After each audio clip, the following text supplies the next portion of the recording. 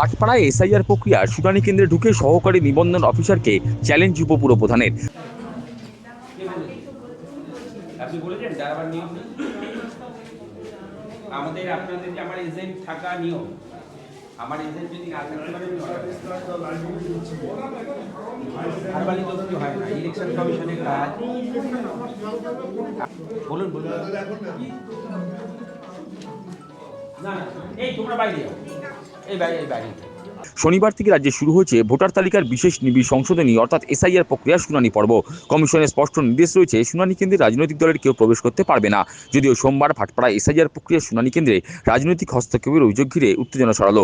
অভিযোগ, ভাটপাড়া পুরসভা 2 নম্বর ওয়ার্ডের অন্তর্গত 5 নম্বর বুথ অর্থাৎ ভাটপাড়া প্রাথমিক বিদ্যালয়ে গড়ে ওঠা এসআইআর শুনানি কেন্দ্রে ঢুকে তদারকি করেন তৃণমূলের booth level agent Soma Kundu. বিষয়টি নজরে আসতেই ওই শুনানি কেন্দ্রে গোলমাল শুরু হয়। পরিস্থিতি বেগতিক দেখে এইআরও অর্থাৎ সহকারী নির্বাচনী নিবন্ধন অফিসার প্রমিত ভট্টাচার্য শাসক দলের বুথ লেভেল এজেন্টকে বেরিয়ে যেতে বলেন।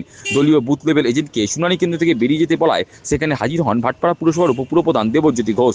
তিনি সরাসরি সহকারী নিবন্ধন অফিসার প্রমিত ভট্টাচার্যকে চ্যালেঞ্জ জানিয়ে কমিশনের লিখিত নির্দেশ দেখাতে বলেন, যেখানে শুনানি কেন্দ্রে বুথ লেভেল এজেন্টদের উপস্থিতির অনুমতি নেই। আমার এই বুথে বিএলএ2কে নিয়ে ওনার সমস্যা তৈরি হচ্ছে, ওই জন্যই আসে। এই সমস্যা সমাধানের জন্য বিএলএ2কে বসতে দিচ্ছে না। আপনি যেটা বলছেন আমরা ঢুকতে পারি না, আবার এটাও ঠিক বিএলএ2কে বাইরে বার করে দিতে পারে না, সেটাও বলুন। নির্বাচন কমিশনে লেখা আছে বিএলএ2 থাকতে পারবে না? আপনাকে আমি যেটা বলছি তার উত্তর দিন। বিএলএ2 ওই অর্ডারটাই আমি চাইছি।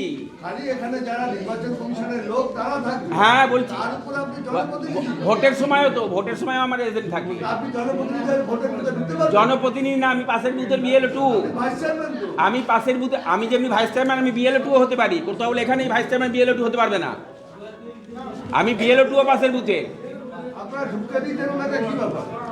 এ প্রসঙ্গে নির্বাচনী সহকারী নিবন্ধন অফিসার প্রমিত ভট্টাচার্য জানান, তিনি বুঝতে পারেননি ওই মহিলা একজন বুথ লেভেল এজেন্ট। বিষয়টি নিশ্চিত হওয়ার পরেই তিনি তাকে শুনানি কেন্দ্র থেকে বের করে দিয়েছেন। পুরো ঘটনাটি ঊর্ধ্বতন আধিকারিক অর্থাৎ এআরও কে জানানো হয়েছে বলে তিনি জানান।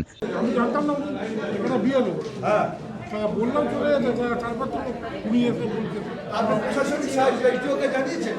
আমি তো আমার ইআরও সাহেবকে জানালাম। কাকে জানিয়েছি? ইআরও সাহেবকে। তারপরে ঢোকে কি করে? না, তারপরে আপনাকে বললাম তো চলে যেতে, কিন্তু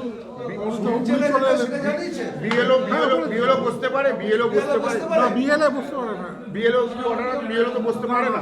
তাহলে বিএলও এখানে কি করে ভেতরে? কোথাও বিএলও? হ্যাঁ বিএলএ তো বসতে। বিএলএ না, বিএলএ বসতে পারে না। তো বিএলএ কি করে ভেতরে? ওনাকে বললাম তো চলে যেতে। ভাইস চেয়ারম্যান ঢুকে গেল। বললাম তো চলে যেতে, ওনাদের বললাম তো। আপনারা যখন ঢুকেছেন তখন ওনারা ঢুকেছেন। তার আগে তো ঢুকেছেন বলেই তো আমরা ঢুকেছি। তার আগে ওনারা ঢুকেছেন। রিপোর্ট করেছেন? রিপোর্ট করেছি। কাকে রিপোর্ট করেছেন? আমার ইআরও সাহেবের কাছে রিপোর্ট করেছি। হ্যাঁ আমার ইআরও সাহেবের কাছে রিপোর্ট করেছি। শাসক দলের booth level agent Soma Kundu বলেন, রবিবার ভার্চুয়াল বৈঠকে দলের সর্বভারতীয় সাধারণ সম্পাদক অভিষেক বন্দ্যোপাধ্যায় তাদেরকে শুনানি কেন্দ্রে উপস্থিত থাকার নির্দেশ দিয়েছেন। সেই নির্দেশ মতোই এদিন তিনি শুনানি কেন্দ্রে হাজির ছিলেন। এদিকে শুনানি কেন্দ্রে ঢুকে শাসক দলের তদারকি নিয়ে সরব হয়েছেন ব্যারাকপুরের প্রাক্তন সাংসদ অর্জুন সিং। নিজের এক্স হ্যান্ডেল থেকে টুইটে তিনি অভিযোগ করেন, অভিষেক বন্দ্যোপাধ্যায়ের নির্দেশে তার দলীয় বুথ লেভেল এজেন্টরা শুনানি কেন্দ্রে ঢুকে কারসাজি করতে চাইছে। এই বিষয়ে নির্বাচন কমিশনকে যথাযথ পদক্ষেপ নেওয়ার তিনি দাবিও করেছেন। বিএলএ2 আমরা আমাদের কালকে মিটিংয়ে বলেছিল যে আপনারাও থাকতে পারেন বিএলওর সাথে, সেই জন্যই কালকে আমাদের প্রেমচাঁদ ভবনে মিটিংয়ে ভার্চুয়াল মিটিং হয়েছিল, অভিষেক ব্যানার্জি বলেছিলেন, তাই আমরা বিএলওর সাথে ভার্চুয়াল মিটিং হয়েছিল। অভিষেক ব্যানার্জি বলেছে বিএলএ2 আপনারা থাকবেন বিএলওদের সাথে, তাই আছি।